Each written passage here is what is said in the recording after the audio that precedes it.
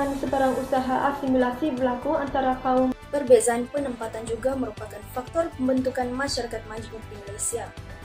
Perkembangan ekonomi kapitalis yang menyebabkan perbezaan dalam fungsi ekonomi. Setiap masyarakat juga mempunyai sistem pendidikannya yang tersendiri.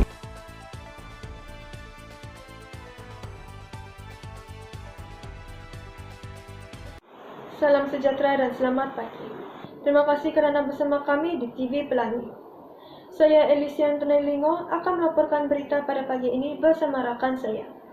Seperti anda tahu, negara Malaysia mempunyai masyarakat yang berbeza dari segi bangsa, kaum dan etnik. Tetapi adakah anda tahu, sebelum abad ke-18 dan 19, masyarakat majmuk tidak wujud di negara Malaysia. Persoalannya di sini, bagaimana pembentukan masyarakat majmuk di negara Malaysia?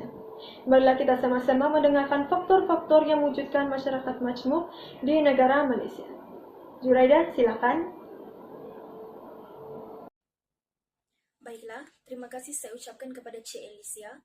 Assalamualaikum dan salam sejahtera saya ucapkan. Saya, Siti Juraida, akan melaporkan tentang pembentukan masyarakat majmuk melalui dasar British yang telah menggalakkan kemasukan buruh India dan China untuk kepentingan perkembangan sektor perladangan dan perlombongan.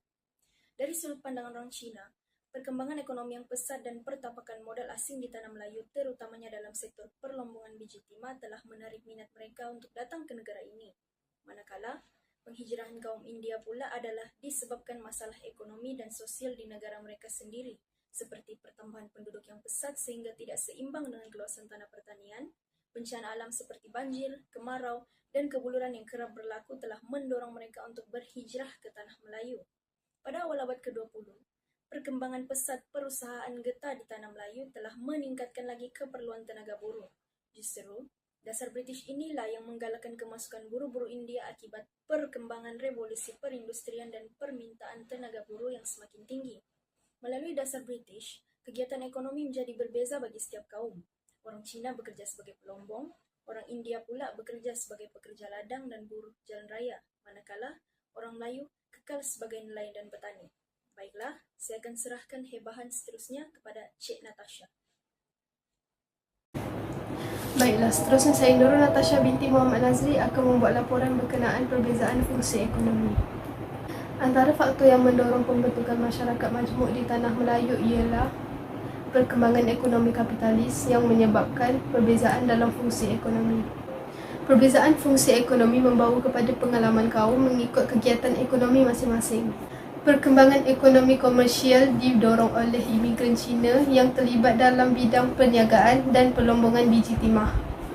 Imigran India pula tertumpu pada kawasan ladang getah dan sebilangannya tinggal di bandar untuk bekerja sebagai kerani dan buruh. Orang Melayu pula masih kekal dalam sistem ekonomi tradisional dengan bekerja sebagai buruh dan nelayan. Perbezaan fungsi ekonomi telah memisahkan tiga-tiga kaum ini dan secara tidak langsung telah mewujudkan masyarakat majmuk di tanah Melayu. Baiklah, terima kasih Natasha. British juga mengamalkan dasar pecah dan perintah di tanah Melayu demi menjaga kepentingan politik dan ekonomi mereka. Dalam dasar ini, British mewujudkan dua jenis ekonomi, iaitu ekonomi tradisional dan ekonomi moden. Ekonomi tradisional hanya melibatkan orang Melayu, manakala ekonomi moden melibatkan buruh dari luar, iaitu China dan India.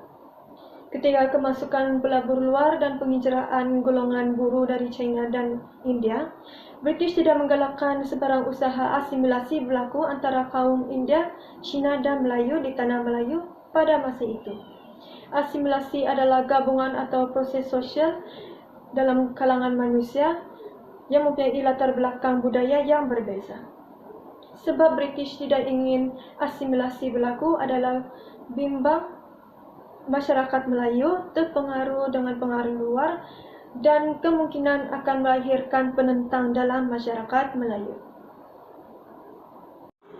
Sosial budaya pula, setiap kaum mengamalkan cara hidup yang berbeza dan mewujudkan pertubuhan penempatan masing-masing, serta kegiatan mereka berdasarkan kepentingan setiap kaum. Contoh sosial budaya kaum India dan Cina adalah pakaian, bahasa dan budaya mereka. Sekian daripada saya, terima kasih. Beranjak kepada isi seterusnya, perbezaan penempatan juga merupakan faktor pembentukan masyarakat majmuk di Malaysia. Sebagai contoh, bagi masyarakat Cina yang tinggal di lombong-lombong biji timah sehingga ia berkembang menjadi bandar seperti Taiping, Ipoh, Port Weld, Tapah, dan Kampar di Perak, manakala Kuala Lumpur, Port Swettenham dan Klang di Selangor, serta Seremban dan Port Dickson di Negeri Sembilan. Orang India pula tinggal di kawasan ladang getah yang terpencil daripada orang Cina dan Melayu, manakala masyarakat Melayu kekal tinggal di kampung-kampung luar bandar ataupun di bandar-bandar mengikut tradisi perkampungan mereka masing-masing. Seterusnya, perbezaan agama juga mendorong kepada pembentukan masyarakat majmuk. Setiap kumpulan etnik menubuhkan institusi dan tempat beribadat mereka masing-masing. Antaranya, masyarakat Melayu yang beragama Islam membina surau dan masjid. Masyarakat India yang beragama Hindu pula membina kuil di ladang-ladang untuk menjalankan upacara keagamaan mereka. Manakala, masyarakat Cina yang beragama Buddha menyembah nenek moyang mereka dengan membina tokong dan pagoda mereka di bandar. Penubuhan institusi sosial seperti inilah yang telah melindungi dan mengekalkan identitas setiap kaum di Malaysia. Justru, kepelbagaian agama dan kepercayaan tidak akan menghalang masyarakat dalam melaksanakan perpaduan mereka. Seterusnya saya akan membuat laporan berkenaan pengalaman budaya yang berbeza. Masyarakat majmuk juga wujud apabila ketiga-tiga kaum mengamalkan budaya yang berbeza-beza. Sebagai contoh, orang Cina yang berhijrah ke tanah Melayu hidup dalam berkelompok dalam puak masing-masing. Hubungan sosial dalam kalangan puak Cina tidak erat kerana mempunyai dialek masing-masing. Orang India pula terdiri daripada pelbagai kumpulan etnik, contohnya Punjabi, Tamil dan sebagainya. Setiap kumpulan masyarakat hidup secara berasingan dan terus mengamalkan budaya masing-masing, contohnya adat resam, pakaian, makanan dan lain-lain. Baiklah, terima kasih Natasha. Sistem pendidikan. Setiap masyarakat juga mempunyai sistem pendidikannya yang tersendiri. Sistem pendidikan tersebut mengukuhkan lagi sifat kemajmukan masyarakat tanah Melayu. Masyarakat pribumi, yaitu orang Melayu, mendapatkan pendidikan berdasarkan agama Islam di sekolah-sekolah pondok, manakala British menubuhkan sekolah Melayu untuk memberikan pendidikan. Zaman ini, sistem pendidikan kurang berkualiti kerana masyarakat hanya diajar menulis, membaca dan mengira. Pendidikan orang Cina pula berasaskan negara Cina dan menggunakan bahasa pengantar bahasa Cina. Orang India pula diajar mata pelajaran berdasarkan negara India. Bukan itu saja, pendidikan juga dapat dibezakan mengikut suku kaum. Pendidikan Cina untuk orang Cina.